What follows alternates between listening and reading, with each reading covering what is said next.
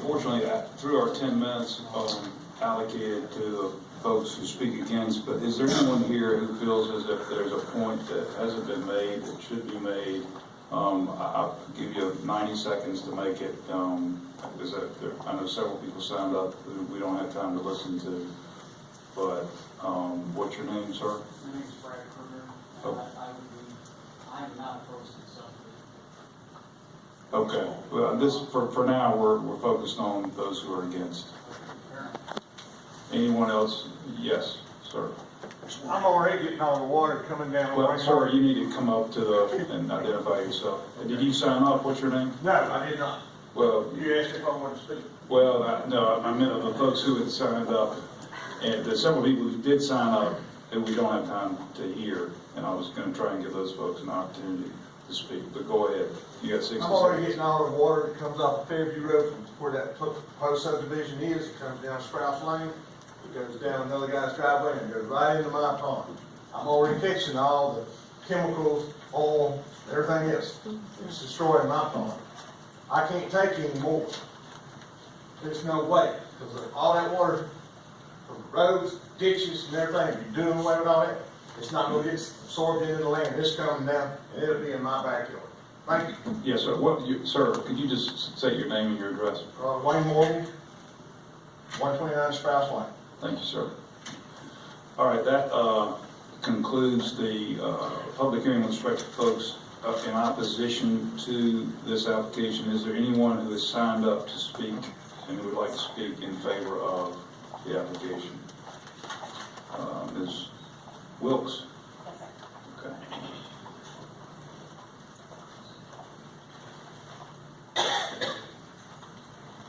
Good afternoon, and we are well aware that this is somewhat of a contentious project, but I would like to touch base on a few of the points that were brought up tonight.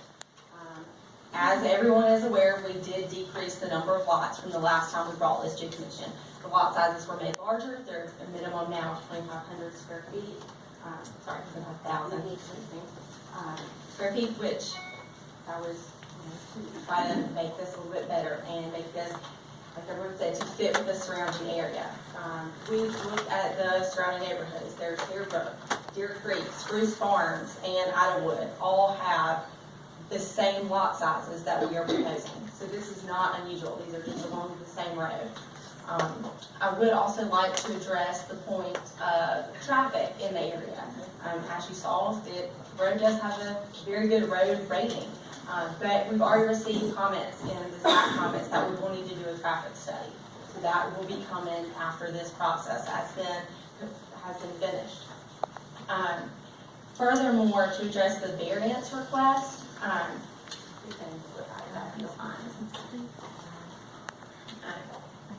so with this request, this particular entrance, and I know it's mentioned the distance between different intersections or driveways already in the area. This has already been brought up with the DOT.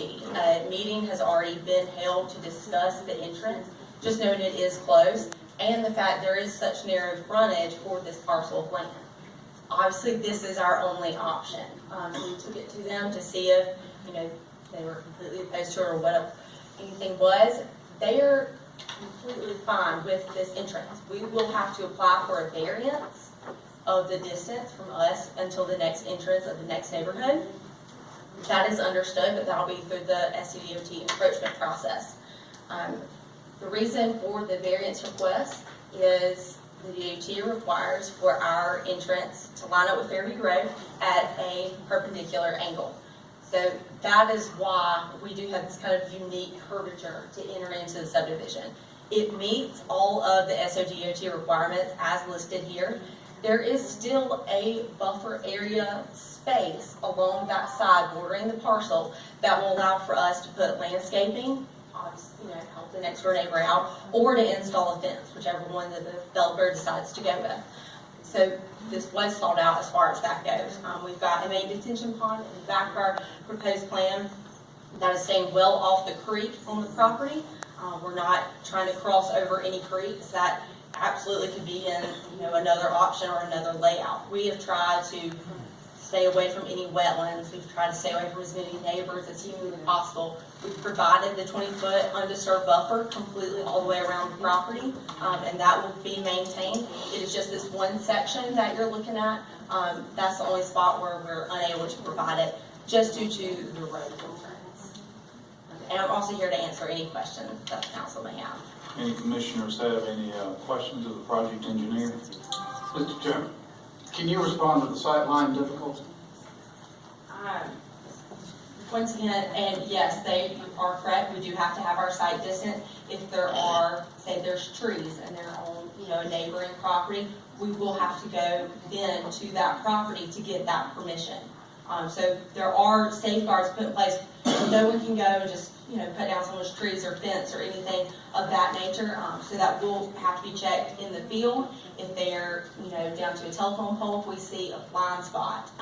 So all of that will be checked in the field. It will be staked, and the DOT will also go take an even further look at it to address if they see any other issues in the field besides what we measure ourselves.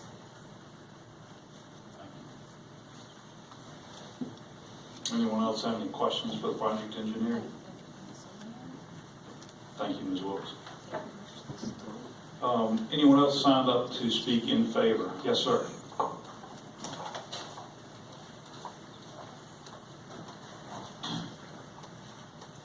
My name is Brad Kruger. I live at 1923 Fairview Road in Fountain Inn, on the property immediately to the upper left-hand side of the subdivision in question.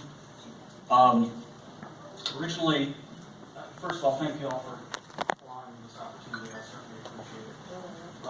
Originally, I thought I'd have to tell you I was unsure of why I was here. But after listening to everybody else here, it's pretty apparent why I am here.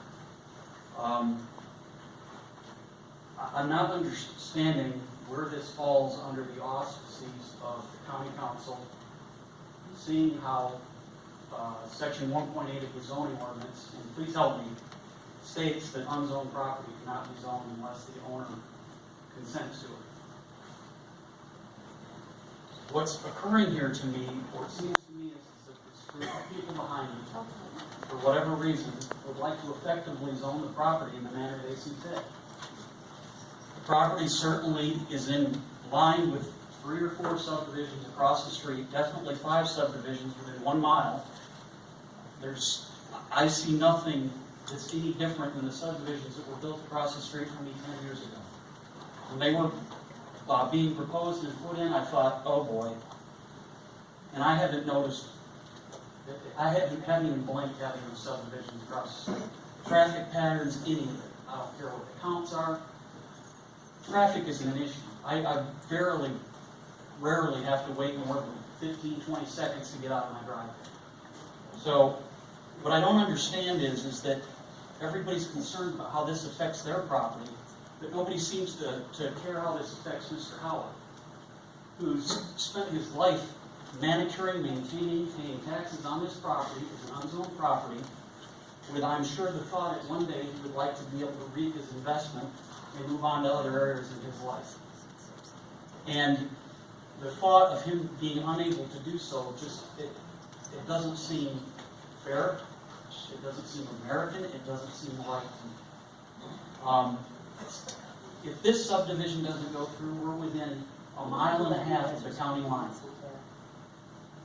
Lawrence County would be more than happy to take that tax base, that revenue, those subdivisions, and let them put in down there, and the traffic still goes right by the proposed subdivision at Howard Farms. The failure of this to go through, I have to believe, would harm Mr. Howard and his family irreparably. It's his investment. It's his life. He's lived there for decades. And seeing as how this keeps in line with everything that's around it, the other subdivisions that are in place, I don't logically understand what any rational thought could be for stopping it other than this isn't our rural way of life. And